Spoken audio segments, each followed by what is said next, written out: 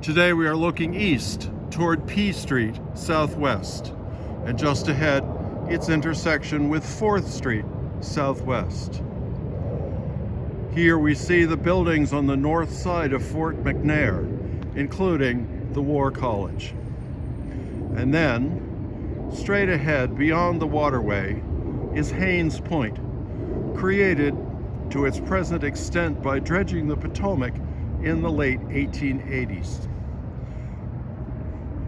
To the right, moving north, the waterway continues into the tidal basin, home of the cherry trees and the Jefferson Memorial. To the left, moving south, the waterway joins the Potomac opposite National Airport.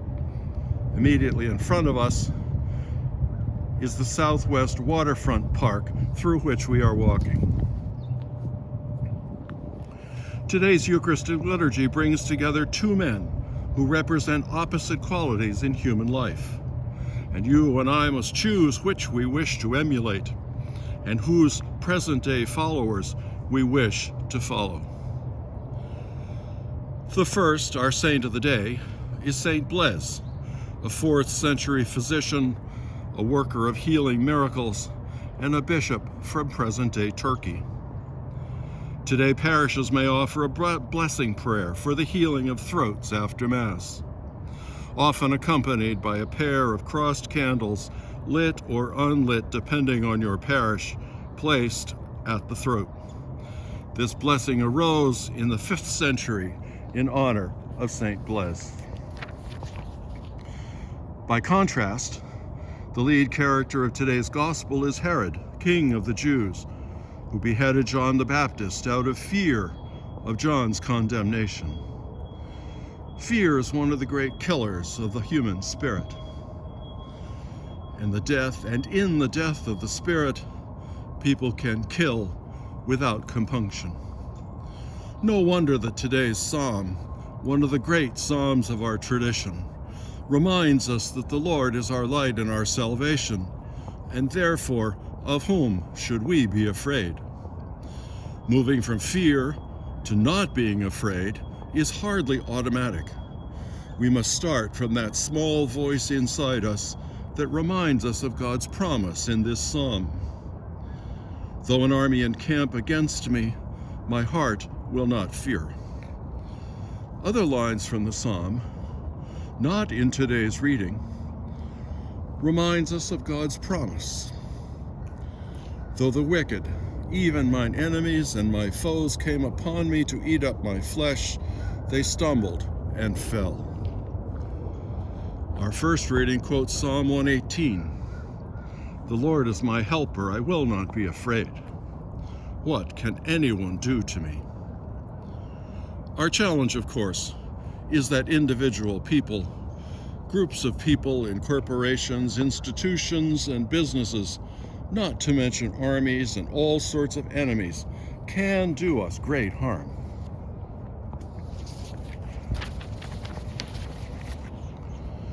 But at times our fear leads us to overestimate the threat, and we fail to trust the surprising outcomes that in fact allow us to keep going, to escape unharmed. We may underestimate our own ability to confront the threat. As we gain experience with such events, we can grow in our own confidence to face challenges.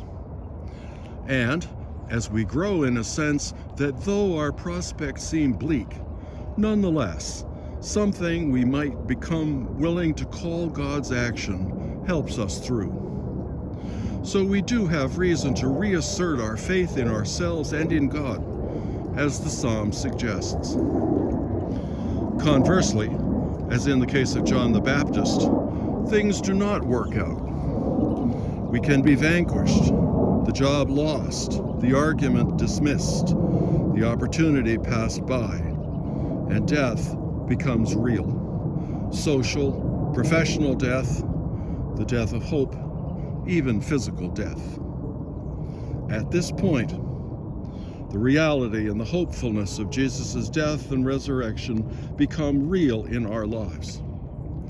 His was a great loss, not just his physical death, but his ability to pursue his mission and lead his followers. But the mystery of God's providence, in the mystery of God's providence, Jesus continued in life on a different plane that was both distant from us and yet also quite immediate. This is also true of our loved ones who pass on to the next life. It's also true of our lives as well as we live through the challenge that might rightly be called our Passover. Jesus passed over, and so can we. For this reason, this Paschal mystery, Jesus' Passover, is central to our faith and is the focal point of our Eucharist. In this spirit, we can take to heart what we read on the base of the Titanic Memorial that we see here, placed here in 1931, bearing on its front side the following inscription: "To the brave men who perished in the Titanic, April 15, 1912, they gave their lives that women and children might be saved." The backside of the base of this statue bears this inscription: "To the young and the old, the rich and the poor, the ignorant and the learned, all who gave their lives nobly to save women and children." These men did not die in vain, though one could say that they died because of human arrogance. But they passed over into the next life so that other people could live. This was their Passover, and now they live with God, and they are with us today as we honor them in spirit.